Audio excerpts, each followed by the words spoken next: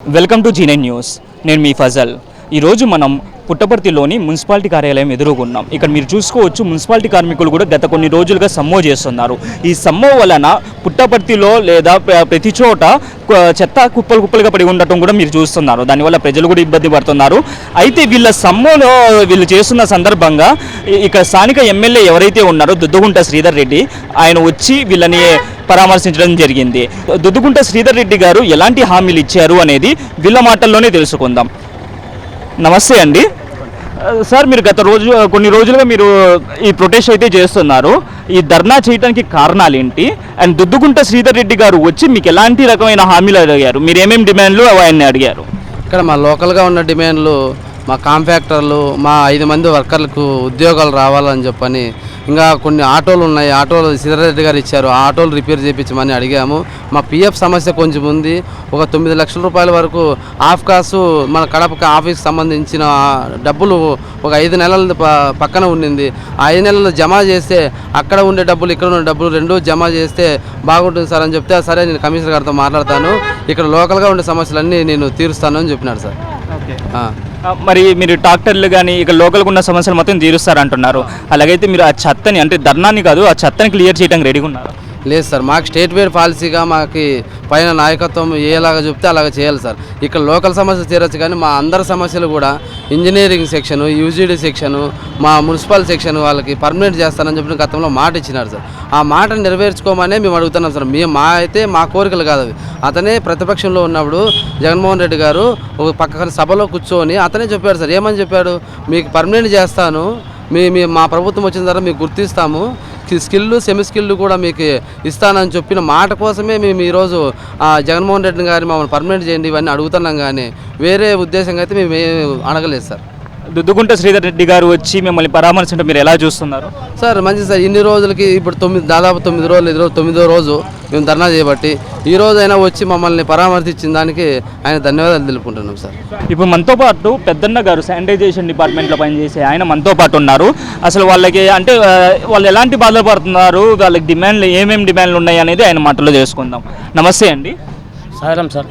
పుట్టపర్తి మున్సిపాలిటీలో ముందు పాదయాత్ర చేసే విధంగా జగన్మోహన్ రెడ్డి నేను ఉన్నాను కన్నానని చెప్పిన ఎడల మా పుట్టపర్తి కార్మిక సోదరులు అందరికీ ఎక్కిన తర్వాత నేను పర్మనెంట్ చేస్తాను, మీకు ఏది కావాలంటే అన్ని సౌకర్యాలు చేస్తానని చెప్పిన తర్వాత 4 ఏళ్ళు పరిపాలన చేసినా కూడా 4 ఏళ్ళలో కూడా ఎలక్షన్ కోడ్ వచ్చినా కూడా అంతవరకు మేము ఏం చేసే లేక రాష్ట్ర వ్యాప్తంగా మా నాయకులు రాష్ట్రంలో మన సమ్మెకి పోయి కొనసాగించి మన ఇబ్బందులు ఏటి ఉన్నా కూడా సాధించుకోవాలనే పొజిషన్తో ఈ సమ్మెకి మొత్తం అంతా కలిసి ఒక సమ్మె నోటీస్ ఇచ్చి కూడా ఇప్పుడు 9వ తేదీ 9వ తేదీ నుండి సమ్మె చేస్తున్నా కూడా ఇంతవరకు కూడా స్థానిక ఎమ్మెల్యే ఇంతగా ఉన్నా కూడా ఈ సత్యసాయిబాబా జిల్లాలో స్థానిక ఎమ్మెల్యే ఉన్నా కూడా ఇప్పుడు ఏదో మీటింగ్ ఉంది కాబట్టి మీటింగ్ ద్వారా వచ్చి ఇప్పుడు సొంతం చేసి మీకు ఏమి ప్రాబ్లం ఉన్నా ఏమి కథ ఈ లోకల్ ప్రాబ్లం ఉన్నాయి కాబట్టి లోకల్లో చూసుకున్నాము. రాష్ట్ర వ్యాప్తంగా ఇంజనీర్ కార్మికులు కానీ పారిశుభ్ర కార్మికులు కానీ ఆ చర్చలు పిలిచినారు కాబట్టి చర్చల ద్వారా అది ఏమవుతుందో ఏమి కథో ఆ చర్చల్లో ఏది తీర్మానం చేస్తే ఆ తీర్మానానికి నాదొక్కంతే కాదు కాబట్టి అని చెప్పిన తర్వాత మేము సరేలని చెప్పి ఇంతవరకు గుడితో 6 దాకా అట్లా నోకండి అని చెప్పిన తర్వాత కూడా మేము ఏంది సంప్రదింపు చేయలేదు కాబట్టి స్థానిక ఎమ్మెల్యే సరేలే అని చెప్పి పోయినాడు సార్. అలాగైతే ప్రతిపక్ష నాయకులు ఏమన్నా మీకు స్పందించారా? మీ ధర్నా పైన స్పందించారా? ఏమన్నా వాళ్ళు ఏమన్నా హామీలు ఏమన్నా ఇచ్చారా? ప్రతిపక్ష నాయకులు కూడా మన పల్లి రఘునాథ్ రెడ్డి వచ్చి కూడా మేము గత జన్మలో ఏమి చేసిండేది ఏం కదా ప్రతిపక్ష నాయకులు చెప్పినా కూడా మేము కూడా మళ్ళీ వచ్చి కూడా ఈసారి ప్రభుత్వం వస్తే మేము కంపల్సరీగా మీకు పర్మనెంట్ చేస్తాము అని చెప్పి వాగ్దానం ఇచ్చి సమ్మె కొనసాగించండి అని చెప్పినారు సార్. ఇప్పుడు మనతో పాటు అండర్ డ్రైనేజ్ డిపార్ట్మెంట్కి చెందిన ఇంకో వర్కర్ ఉన్నారు. వాళ్ళు ఎలాంటి బాధలు పడుతున్నారు అండ్ వాళ్ళకి ఎలాంటి డిమాండ్లు ఉన్నాయి అనేవి ఒకసారి తెలుసుకుందాము. నమస్తే అండి సార్. మేము అండర్గ్రౌండ్ డ్రైనేజ్ వర్కర్స్. నా పేరు నాగభూషణ. మేము ఇప్పుడు 25 సంవత్సరాల నుంచి మేము ఇదే అండర్గ్రౌండ్ డ్రైనేజ్లో పనిచేస్తున్నాము.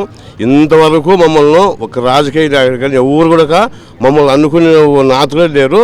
ఈరోజు మేమంతా ధర్నా కలిసి కూర్చోంటే పైనుంటి మీకు ఏదో ఆర్డర్స్ వచ్చిందని చెప్పని మాకు 6,000 రూపాయలు మీకు జీవో వచ్చిందని చెప్పని అన్నారు. కానీ మాకు ఆ 6,000 రూపాయలు జీవో కూడా ఎప్పుడు వస్తుంది ఎప్పుడు లేదో మాకేం ఇంతవరకు తెలియదు. మేము ఇప్పుడు కరోనాలో కూడా మేము వచ్చేది మాకు 18,000 ఇస్తారు, 16,000 జీతాలు చేతికిస్తారు. అదే జీతాలతో మేము ఏమి తిని ఏం పథకాలు ఎట్లా ఏమి కొనాలా అనేది మాకు ఇబ్బందిగా ఉంది. మీకు ఈఎస్ఐ పిఎఫ్ ఉంటాయా? ఇంతవరకు లేదు సార్, మాకేది లేదు. పిఎఫ్ ఉందంతే, ఈఎస్ఐ కానీ మాకు ఇది ఏది లేదు. హెల్త్ అలవెన్స్ కానీ ఇప్పుడు హెల్త్ అలవెన్స్ గురించి 6,000 రూపాయలు ఇప్పుడు మాకు చేసినామంటున్నారు. అది ఎప్పుడు చేస్తారో ఎప్పుడు లేదో. మాకు ఇంకొకటి ఇప్పుడు 4.5 సంవత్సరం అవుతుంది. ఎప్పుడు మన మున్సిపాలిటీ రోడ్లు ఊడ్చే వాళ్ళు అప్పుడు చేసినారో అప్పటి నుంచి మాకు ఈ 4.5 సంవత్సరం కూడా ఇవ్వాలని మేము ధర్నా కూర్చున్నాము. మాకు ఆ డబ్బులంతా మాకు డబ్బులు ఇస్తారు చెప్పితే అంతవరకు మేము ఇట్లా కూర్చొని ఉంటాము. మేము అంతవరకు పైకి లేము. నమస్తే అండి, నా పేరు రమేష్, సత్యసాయి జిల్లా పుట్టపర్తి మున్సిపాలిటీ. ఇక్కడ లోకల్గా ఉన్నటువంటి మా ప్రాబ్లమ్స్ వచ్చి ఇక్కడ లోకల్గా మోటార్లు కాలిపోవడం కానీ, ఒక మంత్ 2 మంత్స్ అయినా కూడా దాన్ని రిపేర్ చేయించుకోకుండా అలాగే కూడా ఎక్కడైనా పైపులు పైన కూడా దానికి తగ్గటువంటి మెటీరియల్ లేకపోవడము, ఆఫీస్లో కూడా మెటీరియల్ లేకపోవడం వల్ల ఇక్కడ షాపుల వాళ్ళు మెటీరియల్ ఇవ్వరు.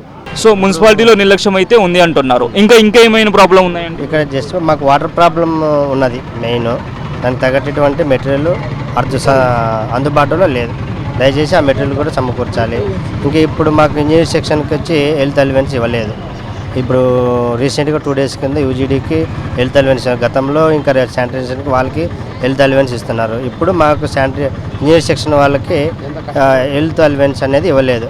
ఎందుకు ఇవ్వాలని వాళ్ళు అంటున్నారు. మేము అర్లీ మార్నింగ్ 4కి 5కి లేచి వాటర్ వదిలేది, రాత్రి 10 కానీ వీలైతే నైట్ కూడా వర్క్ చేస్తున్నారు. అలా అందులో ఇంకొకటి మాకు లీవులు అంటూ లేవు.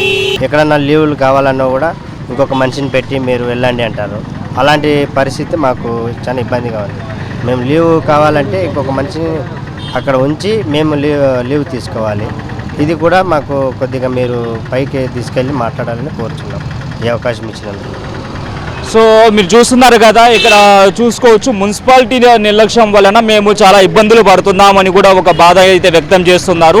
మున్సిపాలిటీ కనుక కరెక్ట్గా పనిచేస్తే మేము కూడా మా పనులు కరెక్ట్గా సక్రమంగా చేసుకోగలుగుతున్నాం అంటున్నారు.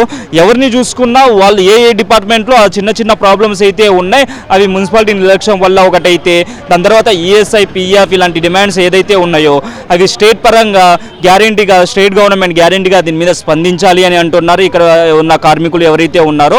అదేవిధంగా ఇక్కడ మీరు చూసుకోవచ్చు, ఒక ఎవరైనా కార్మికులు సమ్మో చేస్తే ప్రజలంతా, సొసైటీ అంతా ఇబ్బంది పడుతుంది. మీరు నిన్న మొన్న చూసుకోవచ్చు, పెట్రోల్ లేకపోవటం వల్ల లారీలు ధర్నా చేయటం వల్ల, లారీ వాళ్ళు ధర్నా చేయటం వల్ల పెట్రోల్ లేక ఎంత ఇబ్బంది పడ్డారో మీరు చూడవచ్చు. ఇక్కడ మున్సిపాలిటీ కార్మికులు వాళ్ళు సమ్మో చేయటం వలన చెత్త ఎక్కడికక్కడ పేరుకొని పోయి జనాలు అనేది ఇబ్బంది పడుతున్నారు. ఓవరాల్గా చూసుకుంటే ఇది ప్రజలపైనే భారం పడుతుంది. సో ఇప్పటికైనా అధికారులు స్పందించి వీళ్ళ యొక్క హామీలు ఏదైతే ఉన్నాయో, డిమాండ్లు ఏదైతే ఉన్నాయో అవి నెరవేర్చాలని కోరుకుంటున్నాం. కెమెరామెన్ జమీరాతో ఫజల్ షేక్.